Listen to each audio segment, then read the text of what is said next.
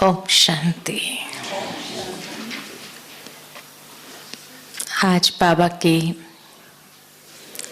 सवेरे के मधुर महावाक्य हम सभी ने सुने,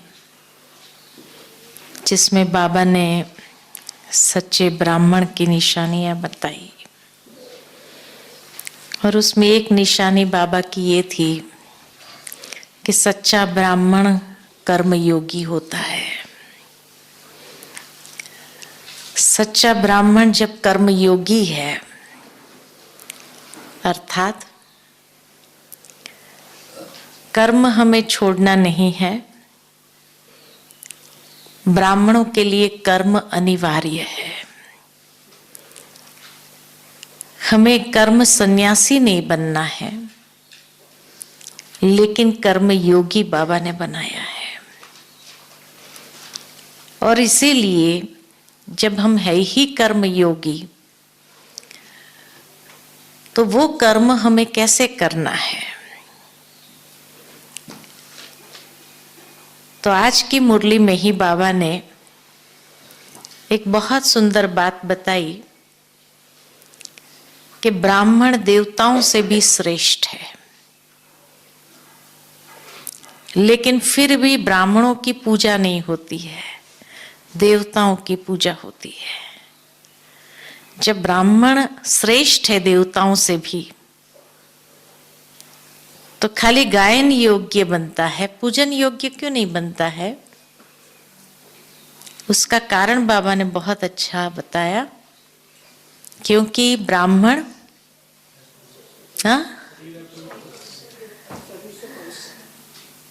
पवित्र है, इसलिए शरीर से पवित्र नहीं है, इसलिए नहीं। फिर श्रेष्ठ कैसे हुआ? देवताओं से भी श्रेष्ठ है ब्राह्मण।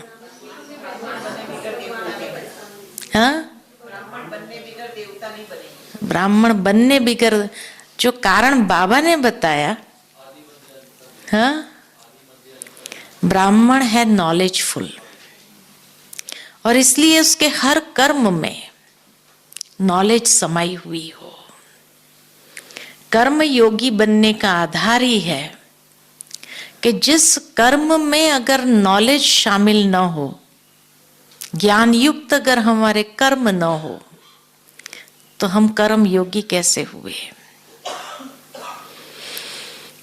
तो इसीलिए बाबा ने कहा ये देवताओं से भी श्रेष्ठ है, और इसीलिए वो गायन योग्य भी है, महिमा योग्य भी है, क्योंकि हमारा हर कर्म जब ज्ञान युक्त है,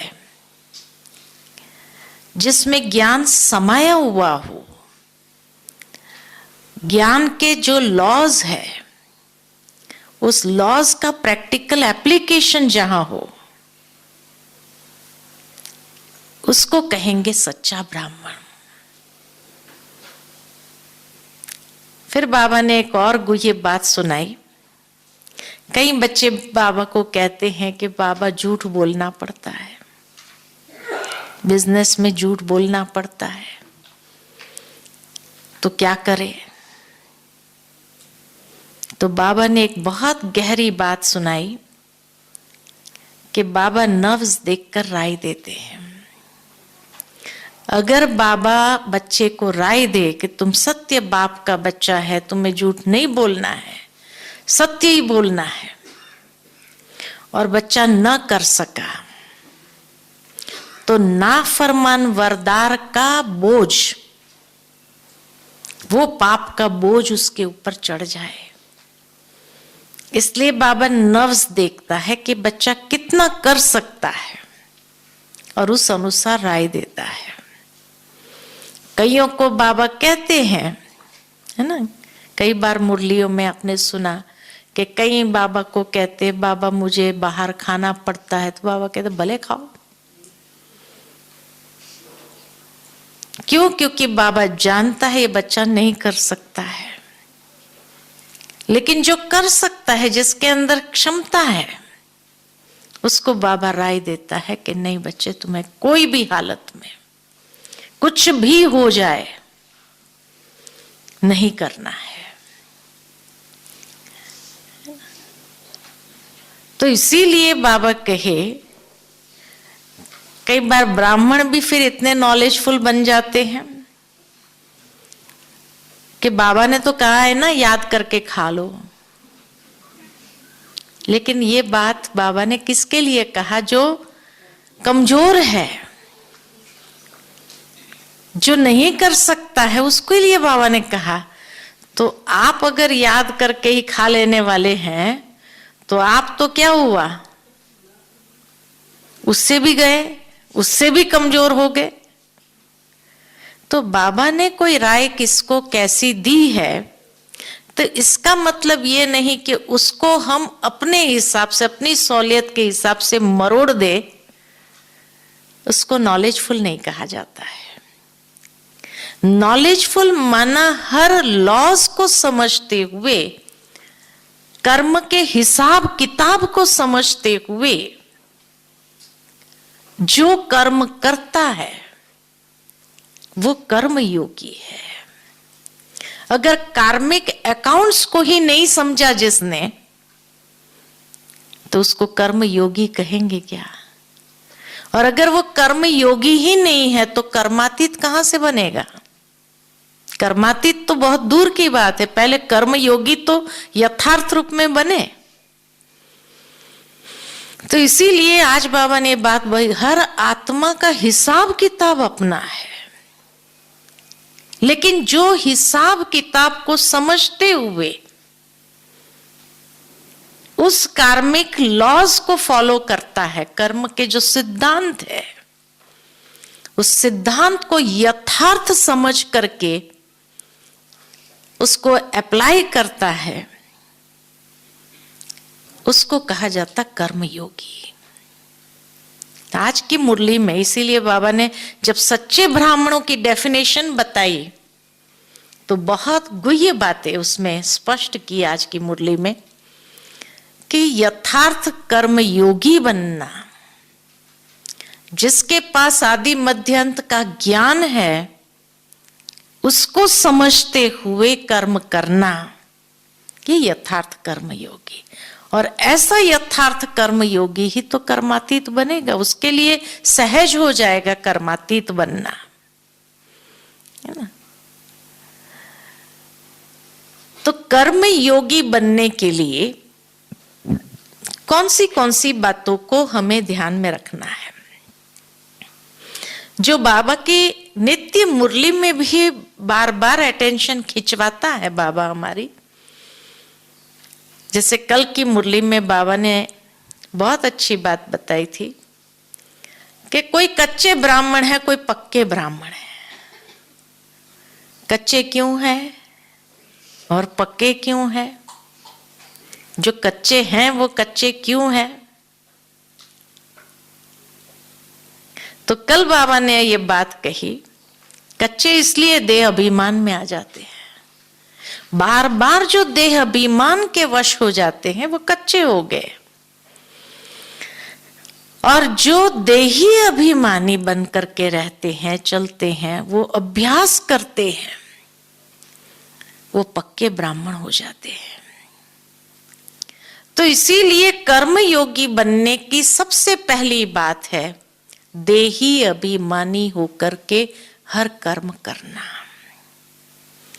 जहां देह अभिमान के वश हुए वहां वो कच्चा ब्राह्मण हो गया, है ना। वो कर्मयोगी भी नहीं है, कर्मयोगी तो है ही नहीं, ब्राह्मण भी कच्चा हो गया।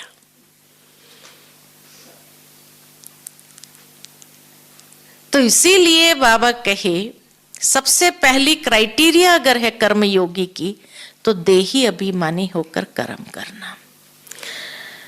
दूसरा बाबा ने कहा कि कर्मयोगी बनने के लिए, श्रेष्ठ कर्मयोगी बनने के लिए श्रेष्ठ स्वमानधारी जो रहता है, श्रेष्ठ स्वमान। बाबा की एक अव्यक्त मुरली हम पढ़ रहे थे, रेगुलर में चल रही है, तो एक 2003 की मुरली बाबा की अभ्यास कर रहे थे, सुन रहे थे। तो उसमें बाबा ने बहुत अच्छी बात कही। बाबा ने कहा कि श्रेष्ठ स्वमान ये शुद्ध अभिमान है। देह अभिमान अलग है, लेकिन श्रेष्ठ स्वमान के स्वरूप में स्थित हो जाना, ये शुद्ध अभिमान में बच्चों को रहना चाहिए। तो इसीलिए श्रेष्ठ स्वमान का साक्षात स्वरूप बनना, एक है स्वमान को रिपीट करना, स्मृति में रखना, और एक है स्वमान का स्वरूप बनना। तो जो स्वरूप बनता है वो कर्म योगी है, वो कर्मातीत की ओर बहुत फास्ट अग्रसर हो सकता है, तीव्र गति से आगे बढ़ सकता है। परंतु जो खाली स्मृति में रखता है कि हाँ आज का स्वमान ये है, तो स्वमान को खाली स्मृति में रखने से कर्म योगी नहीं बन सकता है। लेकिन जो उसका साक्षात स्वरूप बनता है, उस स्वरूप में स्थित होकर के कर्म में आता है, ये यथार्थ कर्म योगी है। तीसरी बात, कर्म योगी हर समय हर कर्म का श्रेय बाबा को देता है, क्योंकि नेचुरल है, जो ऐसे कर्म योगी बन करके कर्म करेगा उसके कर्म में कोई त्रुटि नहीं होगी, वो कर्म बहुत सुंदर होगा। और स्वाभाविक है, जैसे आज बाबा ने कहा, गायन योग्य बनता है कि उसकी महिमा हर कोई कहेगा, करेगा, वह बहुत अच्छा किया आपने, है ना। सिंपल सा उदाहरण के अगर बाबा की याद में हम कोई भी भाषण करते हैं, किसी को ज्ञान सुनाते हैं, समझाते हैं, तो बहुत अच्छा ही समझाएंगे। जैसे आज बाबा ने कहा कि ब्रह्मा बाबा कहते मैं बहुत अच्छा समझा सकता हूं, है ना। ये नहीं कि नहीं समझा, लेकिन हर समय वो श्रेय किसको देता है? यही समझो शिव बाबा समझाता है। तो इसी तरह कर्म योगी के हर कर्म इतने सुंदर और इतना रिफाइन होगा, उसमें कोई त्रुटि नहीं होगी। लेकिन जब कोई महिमा गाता है या गायन करता है, बहुत अच्छा किया, तो उस वक्त क्या करेगा? करण करावनहार बाबा है, बाबा करा रहा है, तो उसके अंदर हमेशा वो श्रेय बाबा को देता है। इसीलिए खाता जमा हो जाता है उसका, और वो जो जमा हो गया खाता, वो उसको हर समय उन्नति की ओर आगे बढ़ाता है। उसमें बाबा की भी उसको स्वतः दुआ प्राप्त होती है। जिसने श्रेय बाबा को दिया हो तो नेचुरल है, वो खाता कितना जमा होगा, वो भगवान की भी दुआएं उसके ऊपर रहेगी, तो उसकी उन्नति कैसे होगी? बहुत सहज, सरल, फास्ट, है ना, तीव्र गति से उसकी उन्नति होने लगेगी।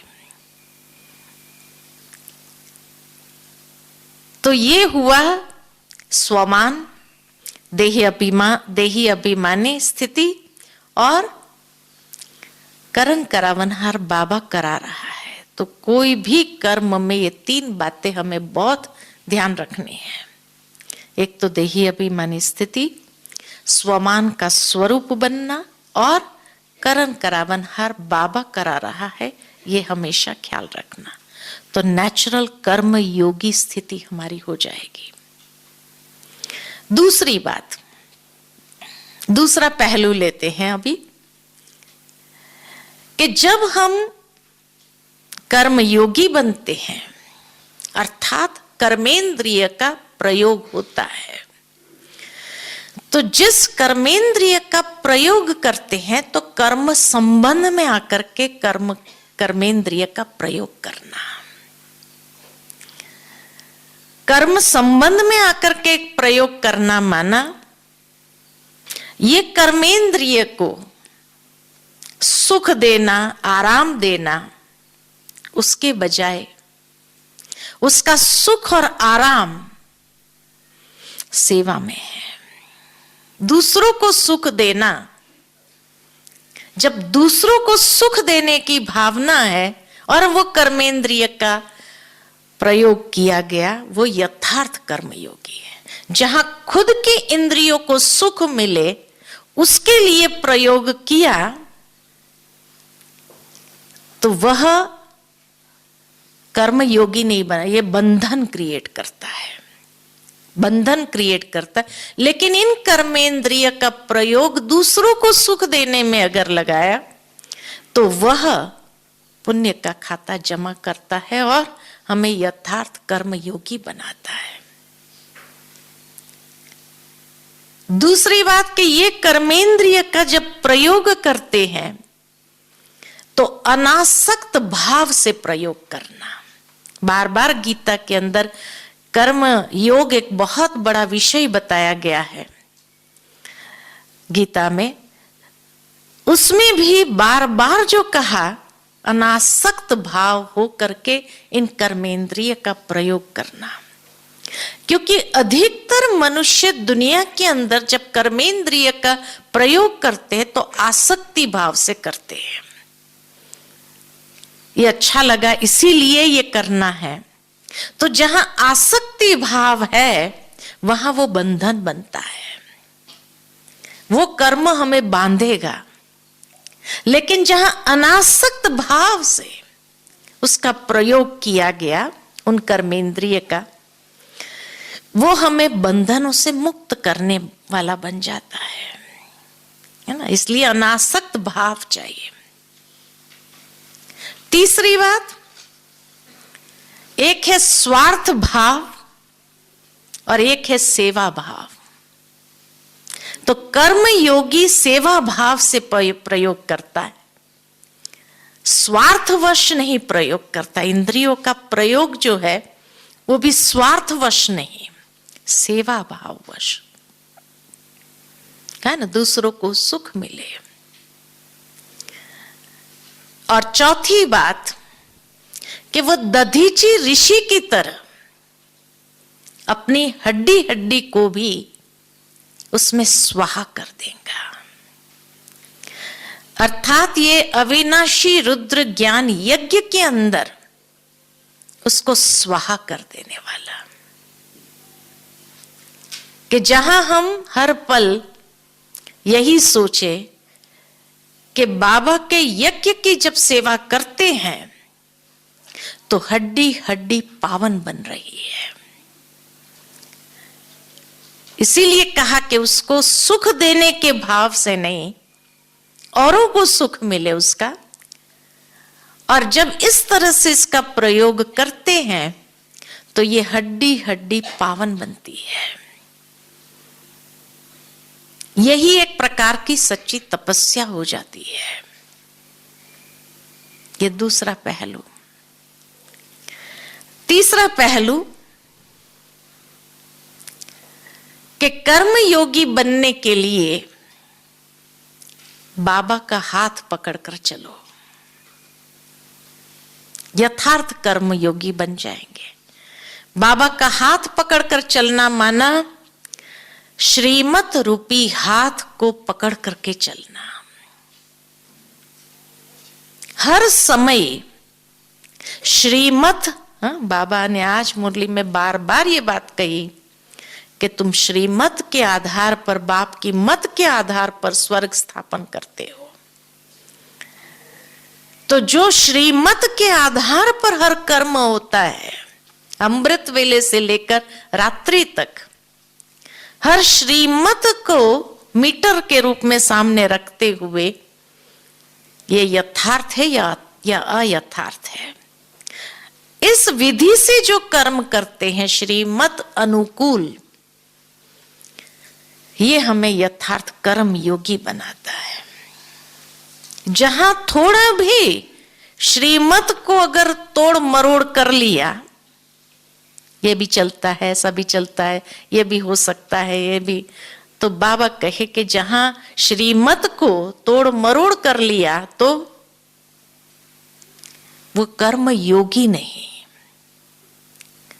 और अगर कर्म योगी नहीं तो कर्म भोगी बनना पड़ता है। अर्थात श्रीमत एक बोझ अनुभव कराता है। अगर श्रीमत के विपरीत कर्म हुआ तो नेचुरल है वो भोगना का अनुभव जरूर कराएगा। इसीलिए बाबा कहे श्रीमत का हाथ पकड़ करके सदा चलते चलो, हर कर्म करते रहो, तो वो कर्म में बल भरेगा। और श्रेष्ठ कर्म का बल बहुत आवश्यक है। अगर श्रेष्ठ कर्म का बल नहीं है तो कर्म योग ही नहीं, और कर्म योग नहीं तो कर्म भोग है। जैसे बाबा ने अपना अनुभव लास्ट में बताया कि जब बच्चों ने पूछा कि बाबा आपकी लास्ट की स्थिति क्या थी, तो बाबा ने कहा कर्म योग और कर्म भोग की लड़ाई चल रही थी। कर्म भोग दर्द पहुंचाना चाहता था, दर्द का अनुभव कराना चाहता था, लेकिन कर्म योग की शक्ति ने उस दर्द को अनुभव होने नहीं दिया और कर्म भोग के हाथ पैर ढीले हो गए। और इस तरह से कर्म योग की विजय कर्म भोग के ऊपर हो गई। तो श्रीमत का हाथ जहां होगा, अच्छा कैसे पता चले कि हम श्रीमत के आधार पर कर्म कर रहे हैं या नहीं कर रहे हैं? प्रमाण क्या? हाँ, खुशी रहेगी और हाँ हल्कापन रहेगा और थकावट नहीं होगी और हाँ दुविधा नहीं होगी, दुविधा नहीं होगी। और श्रीमत के आधार पर कर्म है तो सबसे पहला जैसे कहा खुशी है, या जिसको कहा जाए आत्मसंतुष्टि है। उस कर्म करने के बाद एक संतोष प्राप्त होता है। दूसरा जैसे कहा कि कर्म बंधन नहीं होता तो वो हल्कापन का अनुभव कराता है। तीसरा उसमें दूसरों की भी दुआएं प्राप्त होती है। अगर दूसरों की दुआएं नहीं है इसका मतलब वो श्रीमत विरुद्ध कर्म है। जहां दुआएं हैं हर एक आत्मा की भी खुशी है, माना यथार्थ कर्म योगी है हम।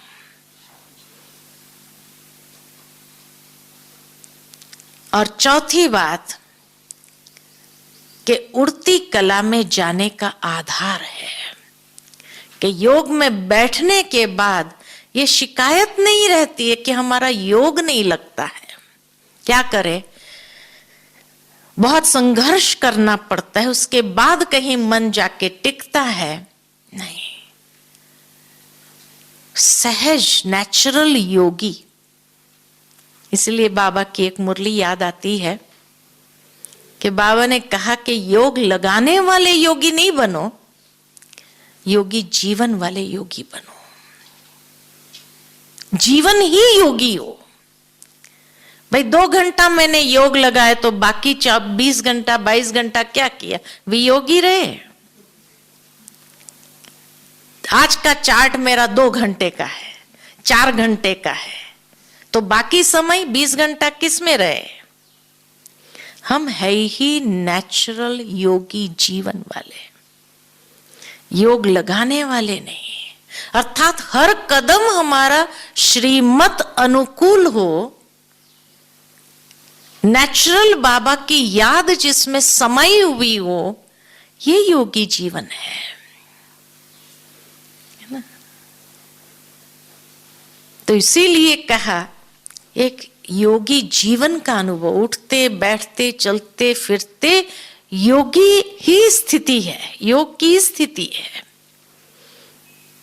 बहुत अच्छा महसूस होता था जब प्रकाशमणि दादी होते थे यहाँ पर। हमने कभी दादी को अमृत वेले के सिवाय और कोई समय खास जाकर के बाबा के कमरे में बैठे हो ऐसे कभी नहीं देखा। लेकिन बाबा के साथ की जो लाइन क्लियर थी इतनी कि बाबा क्या कह रहा है, दादी जैसे स्पष्ट अमृत वेले में भी कैच कर लेती थी, दिन के समय में भी। मुझे याद आता है कि एक बार दादी को कहीं जाना था, बहुत धूमधाम से बाबा मतलब प्रोग्राम बनाया हुआ था, और जब दादी बाबा के कमरे से छुट्टी लेकर के ही जाती थी हमेशा, तो उस समय दादी बाबा के कमरे में जाती थी। तो जैसे ही बाबा के कमरे में गई और बाबा से दृष्टि ले रहे थे, छुट्टी ले रहे थे, और दादी को इतनी स्पष्ट कैचिंग हुई, नहीं जाना है, बाबा मना कर रहा है, बाबा ग्रीन सिग्नल नहीं दे रहा है। बाहर आकर के आंगन में दादी ने सारा सामान पैक हो गया है गाड़ी में, और बाबा ने ग्रीन झंडी नहीं दिया है, और नहीं दिया है, इतनी स्पष्ट कैचिंग, क्या कहे, कोई कुछ नहीं कह सकता था। सब शांत होकर के देखते रहे। दादी ने कहा नहीं, सामान उतारो, और दादी की जगह किसी और दादी को भेज, शायद मनोहर दादी को भेज दिया कि आप चली जाओ, मुझे बाबा ग्रीन झंडी नहीं दे रहा है। और मनोहर दादी को भेज दिया या रतनमयी दादी को भेज दिया कि आप चले जाओ, वहां पर उनका बड़ा कार्यक्रम है, लेकिन बाबा ने मुझे सिग्नल नहीं दिया है। और सचमुच उसके बाद पता चला कि मना क्या प्रॉब्लम थी, मुझे अभी तो स्पष्ट इतना याद नहीं है, खाली ये घटना याद है कि बाद में पता चला कि हाँ, दादी को बाबा ने क्यों झंडी नहीं दिखाई। बहुत कुछ बड़ा यहाँ होने वाला था, या रास्ते में, या जिस भी तरीके से, वो तो बाबा की बहुत क्लियर टचिंग होती थी। ये नेचुरल योगी जीवन, इसको कहा जाता नेचुरल योगी जीवन, कि जहां हर समय बाबा के साथ लिंक इतनी क्लियर हो कि बाबा की हर एक बात को बहुत स्पष्ट रीति से कैच करना, और जब जैसे ही कैच किया और उसको पालन किया, बाद में पता चला हाँ, ये प्रॉब्लम थी, बहुत बड़ी प्रॉब्लम थी कुछ, और उसके लिए बाबा ने मना किया था। तो ये होता है योगी जीवन का, कि क्योंकि दादी इतना एक्यूरेट श्रीमत को पालन करती रही, कदम कदम जैसे श्रीमत के विरुद्ध कोई काम नहीं, हर एक की संतुष्टि जिसमें समाई हुई है, खुद की संतुष्टि भी तो सबकी संतुष्टि भी जिसमें है, सबकी खुशी है जिसमें, तो नेचुरल है कि हर एक की दुआएं भी साथ में जमा होती है, तो हल्कापन है, तो बुद्धि की लाइन बहुत क्लियर है। तो श्रीमत अर्थात जो श्रेष्ठ कर्म का बल अनुभव होना हर पल, और उस श्रेष्ठ कर्म के बल से बड़े विघ्नों को समाप्त कर सकते हैं सहजता से, क्योंकि कोई भी विघ्न का आने का कारण कोई ना कोई कमजोरी होती है। जीवन में अगर कोई भी विघ्न आता है तो उसका मुख्य कारण कहीं ना कहीं कमजोरी का प्रयोग हो रहा है, इसलिए विघ्न क्रिएट होता है। जहां श्रीमत का प्रयोग होता है वहां विघ्न जीत बन जाते हैं, वहां विघ्न आ नहीं सकता है, न बंधन बन सकता है, न विघ्न आ सकता है, दोनों से मुक्त हो जाते हैं। लेकिन जहां कोई ना कोई कमजोरी का प्रयोग हुआ वहां बंधन भी बनता है और विघ्न भी आता है, दोनों ही आते हैं। तो इसीलिए कहा श्रेष्ठ कर्मों का बल बहुत आवश्यक है आने वाले समय के लिए। आने वाले समय के लिए जितना इंसान के अपने पास श्रेष्ठ कर्म का बल होगा, उसको कोई भी हिला नहीं सकेगा। माया की भी ताकत नहीं है जो हिला सके उसको, है ना। बाबा ने आज कहा ना मुरली, माया कोशिश तो बहुत करती है लेकिन माया उसको हिला नहीं सकती है, क्योंकि श्रेष्ठ कर्म का बल है उसके पास। तो ये तीसरा पहलू। और चौथा पहलू, कर्म योगी माना, योग युक्त होकर कर्म करना। और योग युक्त किसको कहा जाए? योग युक्त, युक्ति युक्त कहो, योग युक्त कहो, अर्थात दिव्य बुद्धि युक्त, जहां दिव्य बुद्धि का प्रयोग हो रहा हो, डिवाइन इंटेलेक्ट, जिसमें विवेक समाया हुआ हो, ऐसे दिव्य युक्त बुद्धि का प्रयोग जहां है उसको कहते हैं योग युक्त।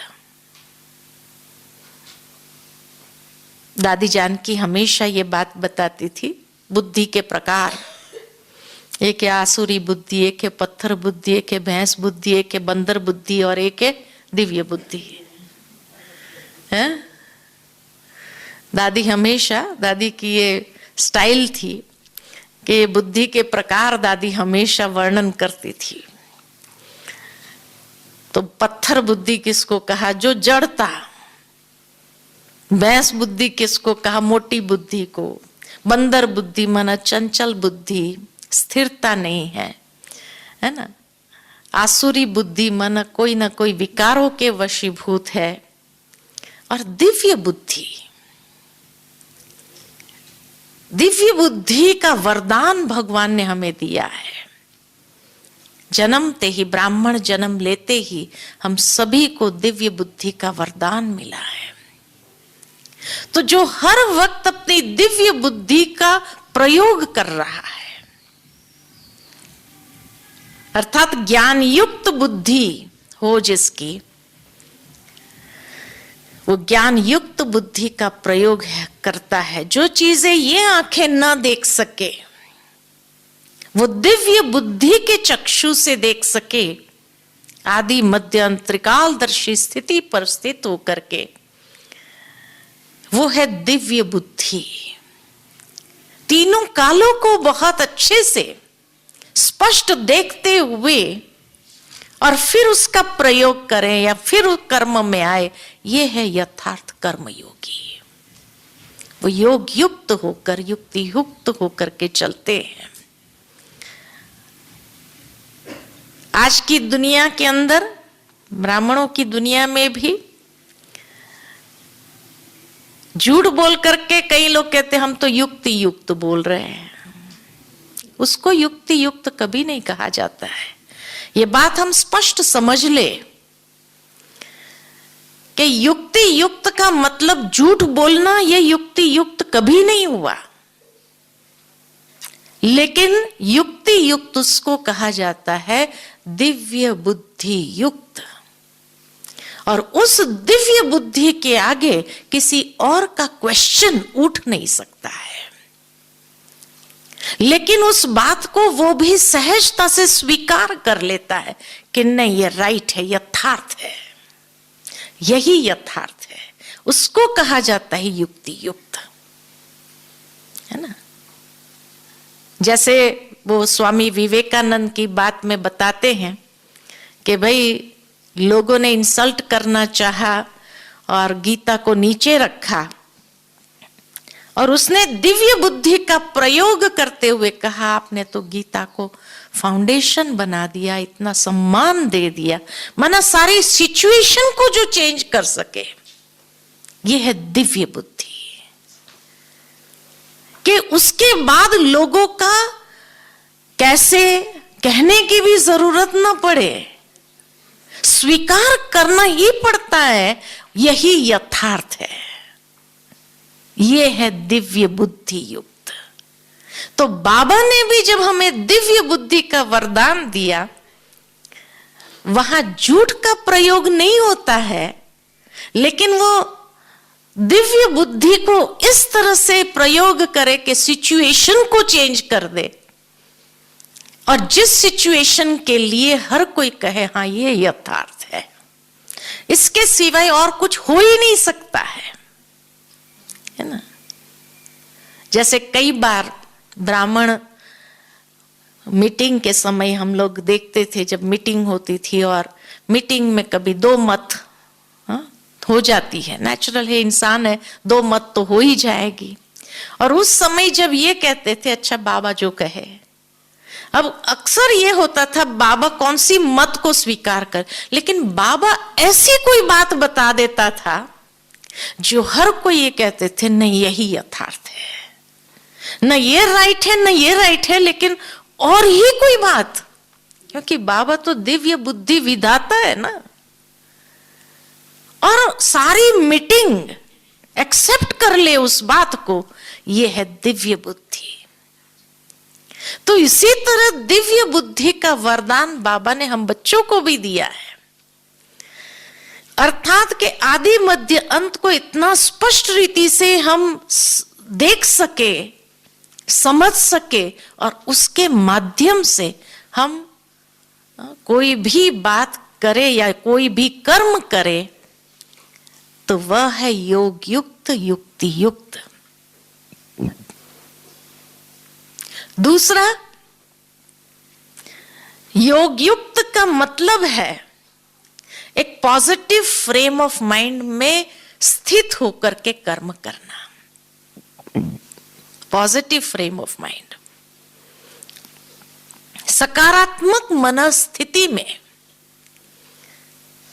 जब स्थित होकर के हम कोई कर्म करते हैं उसको कहते हैं योग युक्त होकर कर्म करना।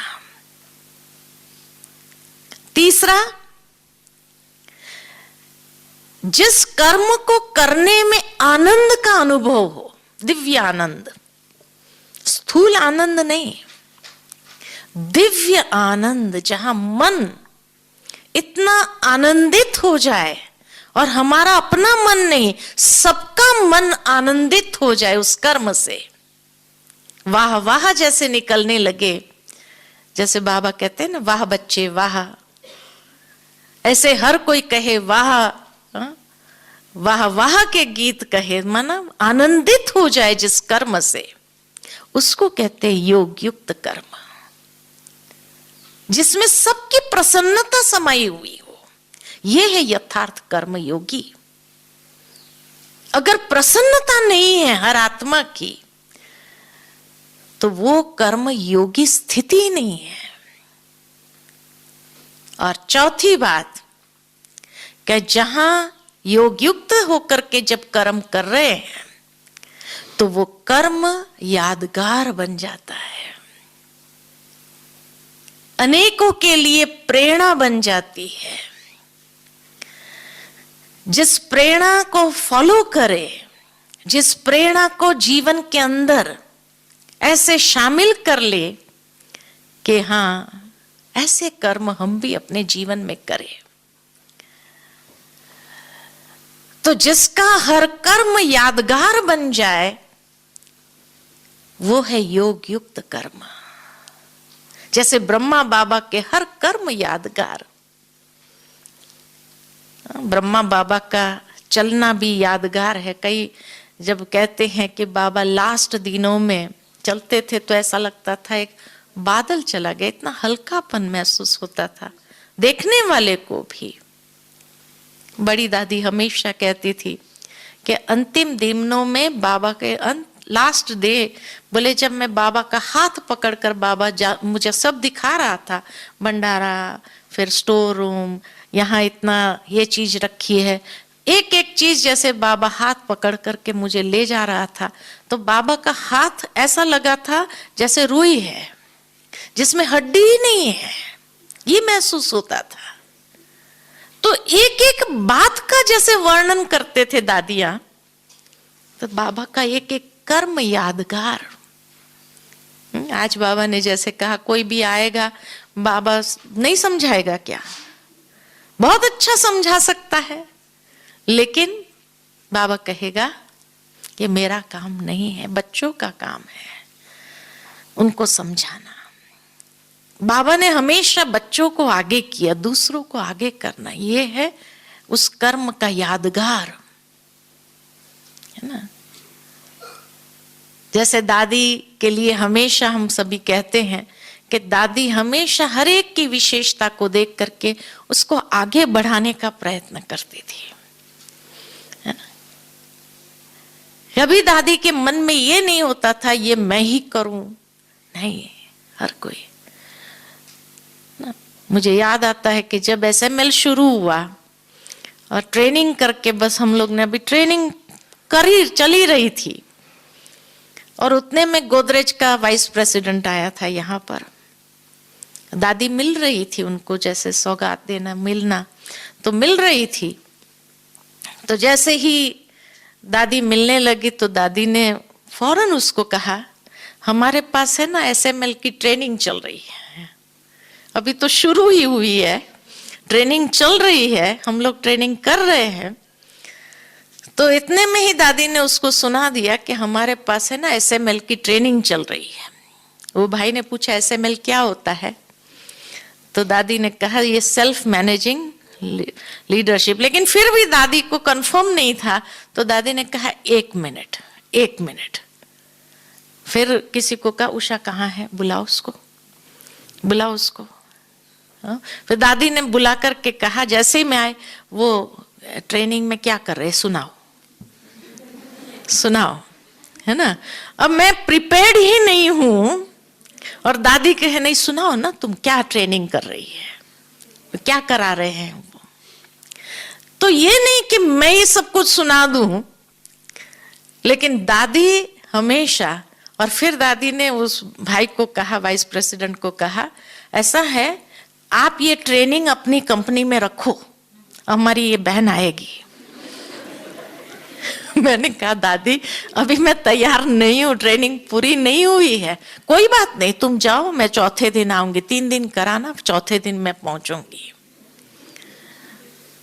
और रातों रात मैंने सारी नोट्स, क्योंकि इतना ध्यान से हमने नहीं किया था, लेकिन चलो ड्रामा को हो, कैसे ड्रामा पुरुषार्थ कराता है, मेहनत कराता है।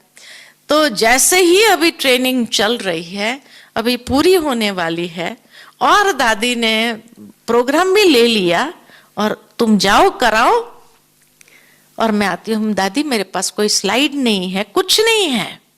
कोई बात नहीं, तुम हाथ से लिख के करना ना, उसके ऊपर, वो कागज के ऊपर लिख के करना, कोई बात नहीं। इतना आगे बढ़ाना दूसरों को।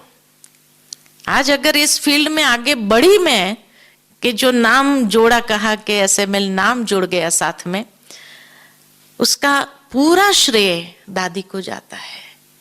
जो कोई आता था, जो कोई समझा कि ये कंपनी वाला है, बस कंपनी वाला है, शुगर फैक्ट्री वाला है, हमारी बहन एसएमएल कराती है। इतना बढ़ाया मुझे आगे हर जगह कि माना वो चीज जैसे मेरे नस नस में घुसना शुरू हो गई। आज हम अपनी ही छोटी बहनों को कितना आगे बढ़ा सकते हैं। इसीलिए कहा हर कर्म यादगार बन जाए। जहां हर कर्म यादगार बन जाए उसको कहते हैं योग युक्त कर्म। ये है योग युक्त कर्म। तो इसीलिए कहा कि जहां हर कर्म, यही नहीं कि मैं ही बढ़ूं, हर एक को बढ़ाओ। और ये चीज कोई भी संस्था में नहीं है। चन्ना रेड्डी जब आया था तो उसने यही कहा, क्योंकि वो पुट्टपर्ती साईं बाबा का बहुत बड़ा भक्त था। यहां आने के बाद उसने यही चीज महसूस किया, क्योंकि कोर्स हम कराने जाते थे। अच्छा, यहां जब आता था मोहिनी बहन मिलते थे उसको, तो हर एक में जो ज्ञान उसने देखा, ज्ञान का भंडार देखा, तब उसने जाकर के साईं बाबा को कहा। ये बात उसने कहा हम लोगों को, मैंने साईं बाबा को सुनाया, तुम्हारे बाद कौन? ब्रह्मा कुमारी के पास जाके सीखो। उसके पास हजारों बहनें संस्था को चलाने के लिए तैयार है, इतने लोगों को तैयार किया है। और तुम्हारे बाद कौन? उसने ये सवाल पूछा क्योंकि बहुत बड़ा भक्त था वो उसका, और वो भी उसका इतना सम्मान करता था। इतना बड़ा व्यक्ति है तो उसका सम्मान तो करेगा ही। और इसीलिए उसने कहा कि मैं देख करके आया हूं कि वहां एक ब्रह्मा कुमारी नहीं है, एक दादी नहीं है, लेकिन हजारों दादियां कहो, दीदियां कहो, खड़ी है तैयार। लेकिन यहां एक साईं बाबा के पीछे दूसरा साईं बाबा कोई नहीं है। ये चीज कोई भी संस्था में नहीं है। जो बाबा ने यहां पर हर एक के अंदर ये कर्म योगी बनने की विशेषता भरी है ना। कल बाबा ने एक बहुत अच्छी बात कही, कल नहीं परसों थी शायद, कि बहनें हैं नदियां और भाई है सरोवर। हाँ? तो मैं ब्रिजमोहन भाई से चिट चैट कर रही थी। ब्रिजमोहन भाई को तो आप सभी जानते हैं। तो मैंने ऐसे ही भाई साहब को कहा कि बाबा ने आज भाइयों को सरोवर कह दिया और बहनों को नदियां कह दिया। मैं तो भाई साहब से कुछ निकालना ही चाहती थी। तो भाई साहब ने कहा एक होता है बहाव, एक होता है ठहराव।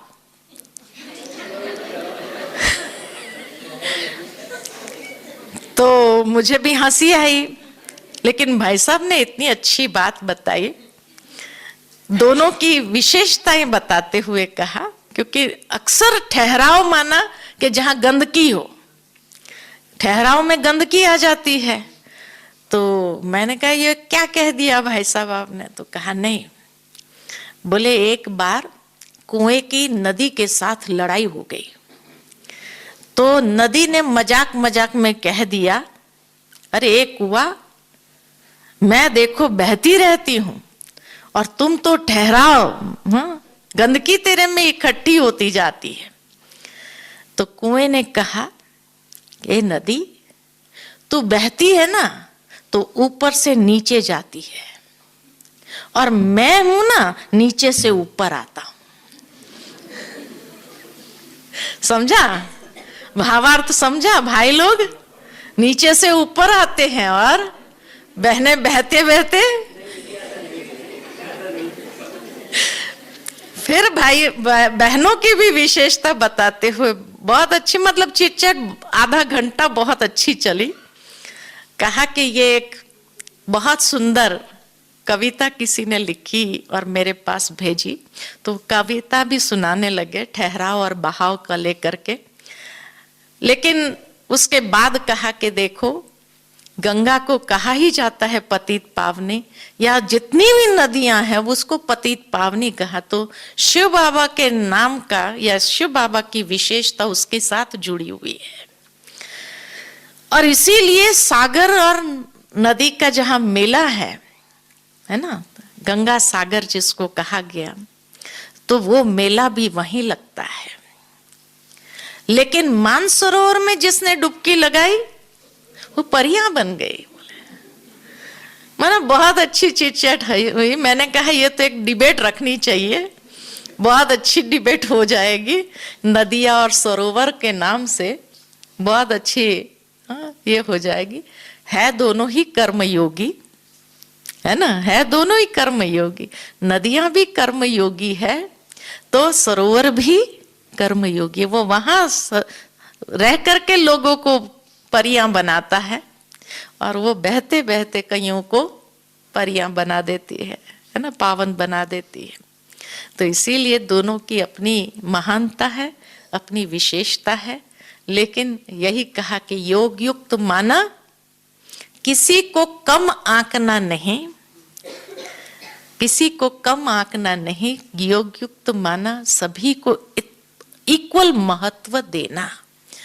अगर नहीं है तो महत्व दे करके उसको महत्वपूर्ण कार्य के लिए निमित्त बनाना।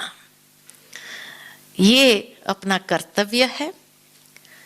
तो ऐसे जो कर्म योगी बनता है वो हर प्रकार के बंधन से, विघ्नों से मुक्त हो जाता, अपना जमा का खाता बहुत अच्छा बढ़ाता है, अपना हर कर्म यादगार बना देता है और हर रीति से कर्मातीत स्थिति की ओर सहज अग्रसर हो जाता है। ठीक है? अच्छा, ओम शांति।